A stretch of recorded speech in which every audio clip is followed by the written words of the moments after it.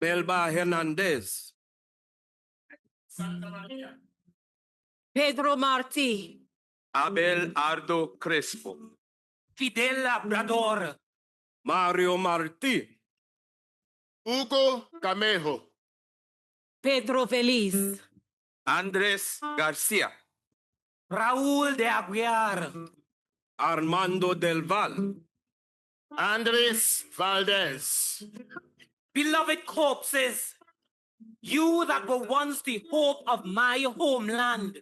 Cast upon my forehead the dust of your decaying bones. Touch my heart with your cold hands. Groan at my ears. Each of my moans will turn into the tears of one more tyrant. Gather around me, that my soul may receive your spirits, and give me the horror of the tombs. For tears are not enough when one lives in infamous bondage.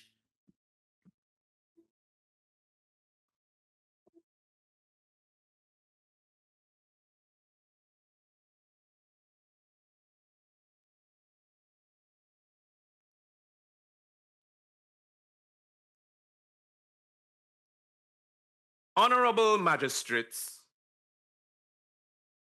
never was a lawyer compelled to practice his profession under more difficult conditions. Never against an accused have more overwhelming irregularities been committed. Here, counsel and defendant are one and the same. As an attorney for the defense, I have been denied even a look at the indictment. As the accused, I have been, for the past 76 days, shut away in solitary confinement, held incommunicado, in violation of every legal and human consideration. He who is speaking abhors with all his being childish conceit, and neither by his temperament nor by his present frame of mind is he inclined towards oratorical pose or towards any kind of sensationalism. I am compelled to plead my own defense before this court. There are two reasons. First, because I have been deprived almost entirely of legal advice. Second, because only he who has been outraged as deeply as I, and who has seen his country forsaken, its justice so revived, can speak on an occasion like this with words made of the blood of his own heart and the very marrow of truth.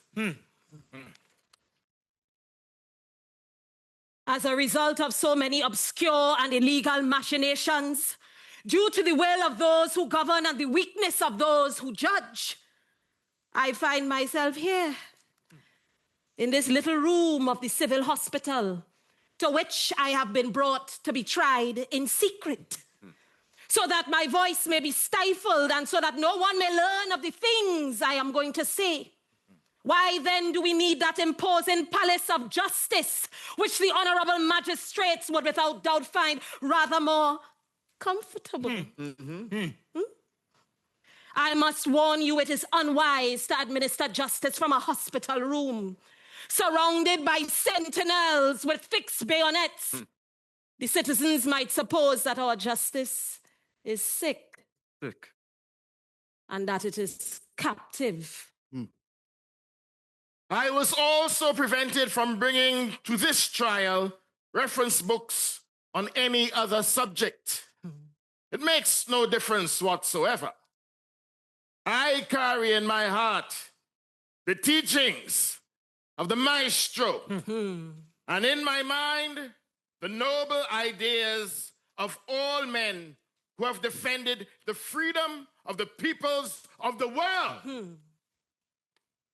I am going to make only one request of this court. I trust it will be granted as a compensation for the many abuses and outrages the accused has had to tolerate without protection of the law. I ask that my right to express myself be respected without restraint. Otherwise, even the merest semblance of justice cannot be maintained, and the last episode of this trial would be, more than any other, one of ignominy and cowardice. It is a fundamental principle of penal law that an imputed offense must correspond exactly to the offenses as described in the law. Exactly. If no law applies exactly to the controversial point, there is no offense. Exactly. The article in question reads, textually, a penalty of imprisonment of from 3 to 10 years shall be imposed upon the perpetrator of any act aimed at bringing about an armed uprising against the constitutional powers of the state. There you. The penalty shall be imprisonment for from 5 to 20 years in case the insurrection actually be carried into effect. In what country is the honorable prosecutor living? Who has told him that we sought to bring about an uprising against the constitutional powers of the state? Two things are self-evident. First of all, the dictatorship that oppresses the nation is not a constitutional power, but an unconstitutional one. It was established against the Constitution, over the head of the Constitution, violating the legitimate Constitution of the Republic. The legitimate Constitution is which emanates directly from a sovereign people. I shall demonstrate this point more fully later on. I warn you, I have just begun. If there is in you, in your hearts, a vestige of love for country, of love for humanity, of love for justice, listen to me attentively. I know that I will be silenced for many years. I know that the regime will try to suppress the truth by all possible means. I know that there will be a conspiracy to sink me into oblivion. But my voice will not be stifled. Strength gathers in my breast even when I feel most alone. And the ardor of my own heart can sustain my voice. No matter how callous cowards may isolate and try to discourage me. Hey!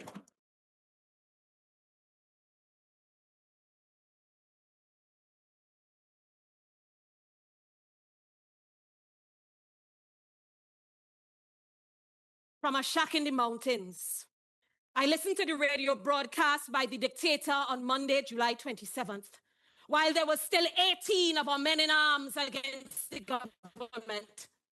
Those who never experienced similar moments will never be acquainted with bitterness and indignation in life.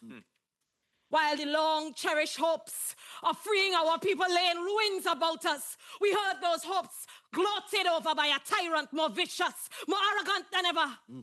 The endless stream of lies and slanders poured out of his crude, odious, repulsive language, which may only be compared with the endless stream of clean, young blood which flowed since the previous night. With his knowledge, consent, complicity, and applause being spilled by the most inhumane gang of assassins, it is possible to imagine. To have believed him for one single minute should suffice to fill a man of conscience with remorse for the rest of his life. You mean? At that moment, I could not even hope to brand his miserable forehead with the mark of truth, which condemns him for the rest of his days and for all time to come. Already, a net of more than 1,000 men armed with weapons more powerful than ours, and with orders to bring in our bodies, was closing in around us. Now that people are beginning to learn the truth, now that speaking before you, I am completing the mission I imposed upon myself. May I die peacefully and content, so I shall not mince words about the savage murderers. At all. In stating a purpose, the first condition of sincerity and good faith is to do precisely what nobody else ever does. That is, to speak with absolute clarity, without fear. None. The demagogues and professional politicians who manage to perform the miracle of being right in everything and in pleasing everyone are, of necessity, deceiving everyone about everything. Yeah. Everything. The revolutionaries must proclaim their ideas courageously, define their principles, and express their intentions so that no one is deceived. No one. Neither friend nor foe. The people we counted on in our struggle with these 700,000 Cubans without work, who desire to earn their daily bread honestly without having to emigrate in search of a livelihood. 500,000 farm laborers inhabiting miserable shacks, bohios, who work 4 months of the year and starve during the rest, sharing their misery with their children. 400,000 industrial laborers and stevedores whose retirement funds have been embezzled. Benefits are being taken away. Whose life is eternal work and whose only rest is in the tomb. 100,000 small farmers who live and die working on land that is not theirs, looking at it with sadness, as Moses looked at the promised land, to die without ever owning it. 30,000 teachers and professors who are so devoted, dedicated, and necessary to the better destiny of future generations, and who are so badly treated and so badly paid. 20,000 small businessmen weighted down by debts, ruined by the crisis, harangued by a plague of grafting and venal officials. 10,000 young professionals, doctors, Engineers, Lawyers, Veterinarians, School teachers, dentists, pharmacists, newspapermen, painters, sculptors, etc. etc., who come forth from school with their degrees, anxious to work and full of hope, only to find themselves at a dead end with all doors closed, and where no ear hears their clamor or supplication. These are the people, the ones who know misfortune and therefore are capable of fighting with limitless courage.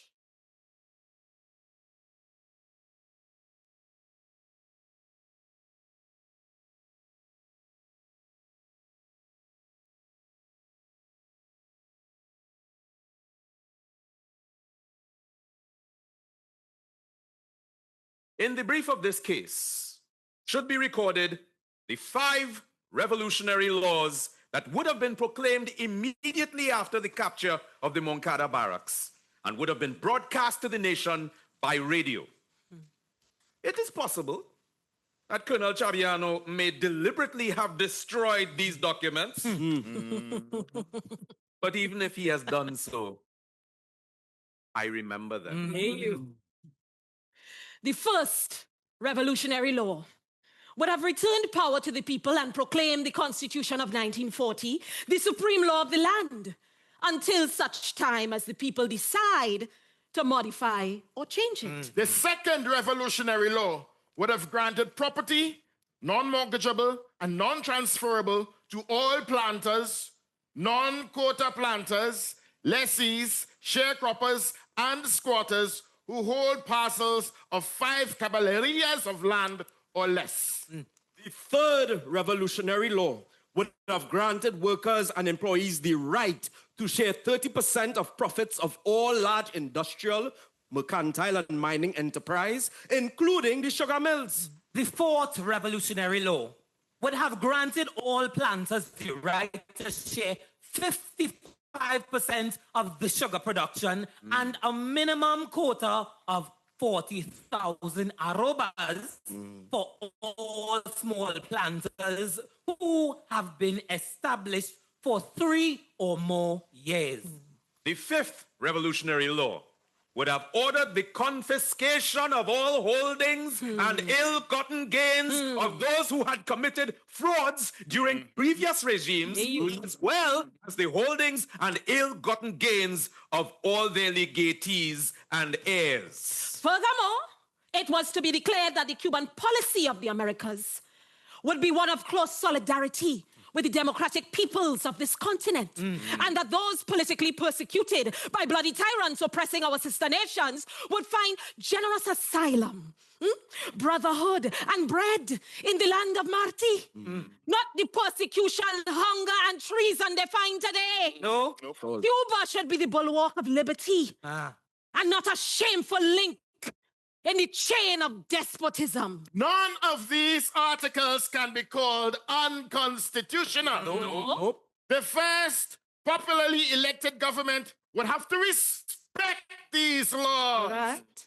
Not only because of moral obligation to the nation, but because when people achieve something they have yearned for throughout generations, no force in the world is capable of taking it away from them again. Hey, you!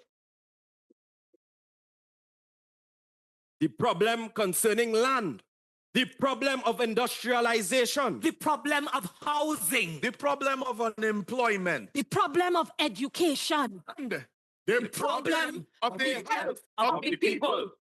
These are the 6 problems you will take immediate steps to solve, along with the restoration of public liberties and political democracy.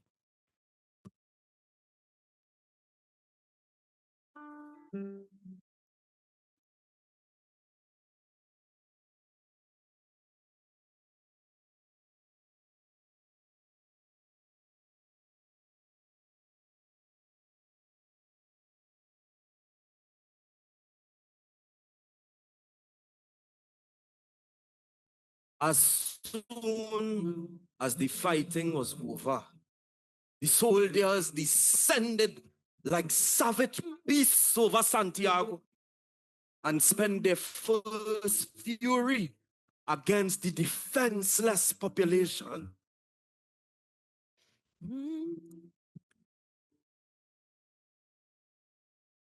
In the middle of the street, far from the site where the fighting had taken place, they fired a bullet through the chest of an innocent child who was playing beside the doorstep. When the father approached, pick him up, they shot him through the forehead with another bullet.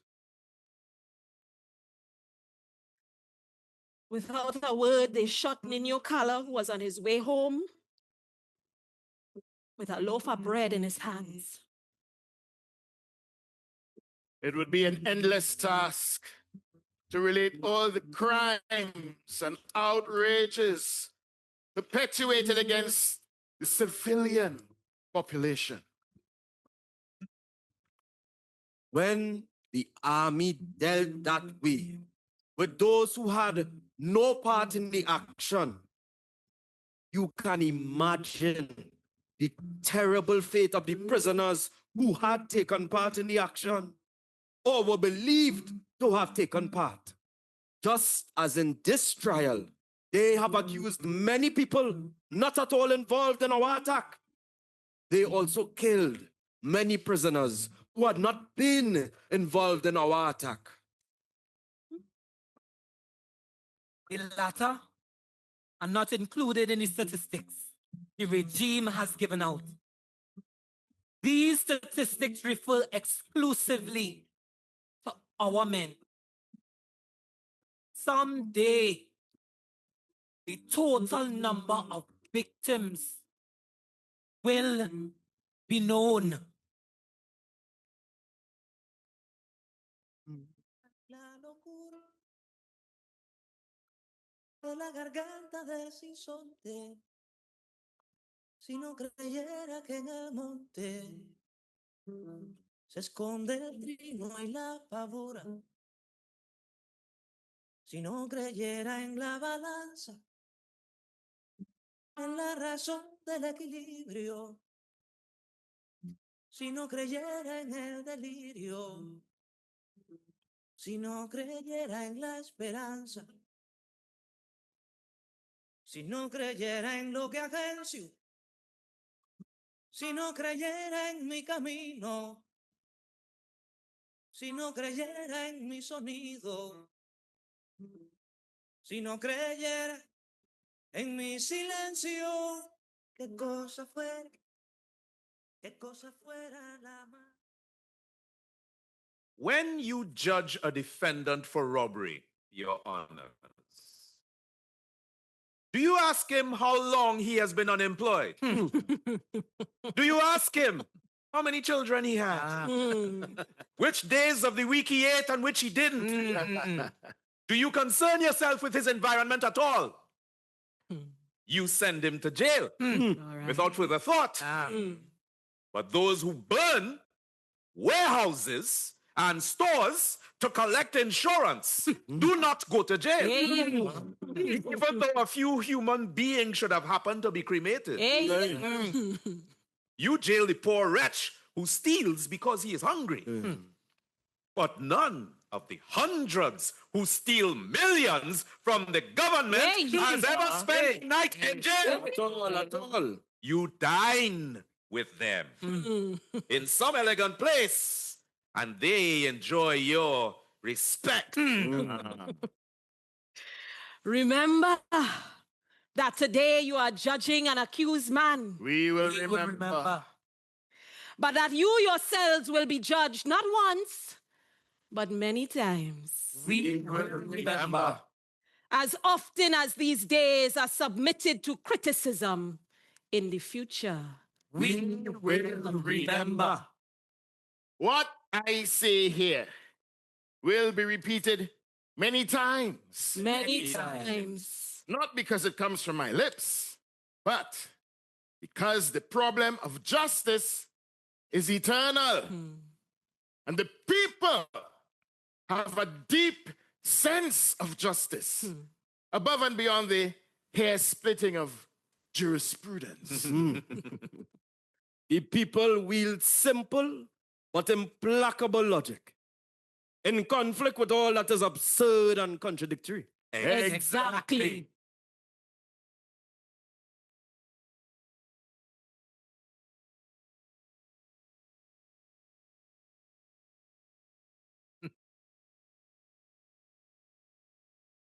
Let me tell you a story.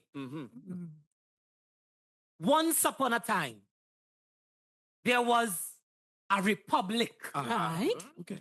It had its constitution, Okay. its laws, its civil rights, a president, Wow. Congress, and courts of law. Everyone could assemble, associate, speak, and write with complete freedom. People were not satisfied with the government officials at the time, but they had the power to elect new officials, and only a few days remained before they were going to do so. there existed a public opinion, both respected and heeded, and all problems of common interest freely discussed. Wow. There were political parties, radio and television debates, and forums, and public meetings. The whole nation throbbed with enthusiasm. But this country had suffered greatly. Right. And although it was unhappy, it longed to be happy. And it deserved to be happy. Yes. It had been deceived many times. Many times. And it looked upon the past with a real horror. This country blindly believed that such a past could not return. The people were proud of their love for liberty, and they carried their heads held high in the conviction that liberty could be respected as a sacred right. They felt confident that no one would dare commit the crime of violating their democratic institutions. They desired change for the better, aspired to progress, and saw this at hand. All their hope was in the future. Poor country. Poor country. One morning, the citizens awaked dismayed under the cover of night. While the people slept, the ghost of the past had conspired and seized the citizen body by the limbs, By its very throat.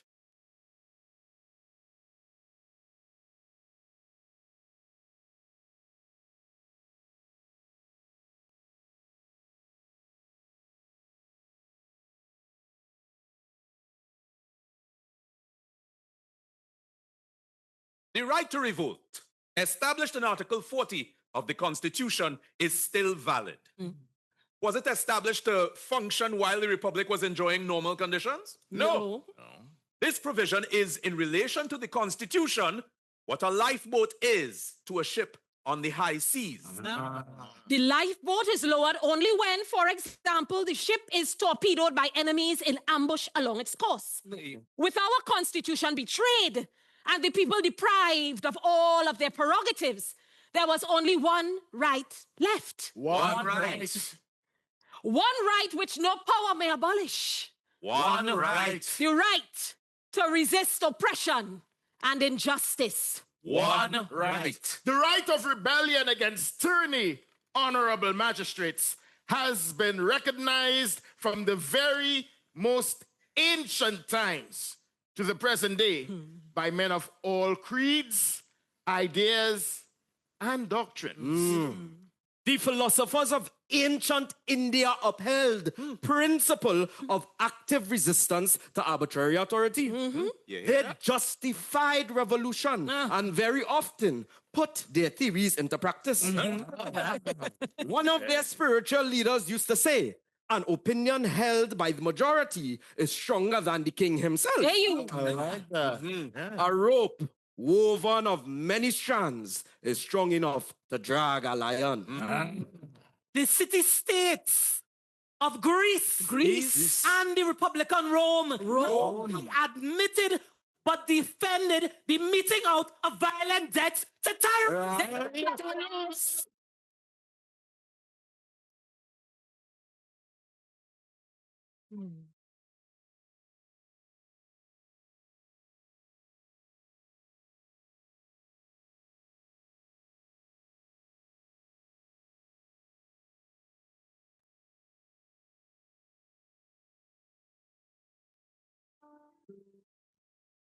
I come to the close of my defense plea, but I will not end it as lawyers usually do, asking that the accused be freed. I cannot ask freedom for myself when my comrades are suffering in the ignominious prison of Isla de Pinos. Send me there to join them and to share their fate. It is understandable that honest men should be dead or in prison. In this republic where the president is a criminal and a thief. Still, a more serious problem remains for this hearing. The issues arising from the murder of 70 men. That is to say, the greatest massacre we have ever known. The guilty continue at liberty with weapons in hand, weapons which continually threaten the citizens. If all the weight of the law does not fall upon them because of cowardice or because of domination of the courts, and if then all the judges and magistrates do not resign, I pity you. And I regret the unprecedented shame that will fall upon the judicial system. I know that imprisonment will be as hard for me as it has ever been for anyone, filled with cowardly threats and wicked torture. But I do not fear prison, just as I do not fear the fury of the miserable tyrant who took the lives of 70 of my comrades. Condemn me. It does not matter. History will absolve me. ¿Qué cosa fuera la marcha sin cantar? Un amasijo hecho de cuerdas y tendón, un revoltijo de carne con madera, un instrumento sin mejor resplandor, que lucecitas montadas parecer. ¿Qué cosa fuera, corazón? ¿Qué cosa fuera? ¿Qué cosa fuera la masa sin canter? Un testaferro del traidor de los aplausos, un servidor de pasado en copa nueva, un eternizador de dioses del ocaso.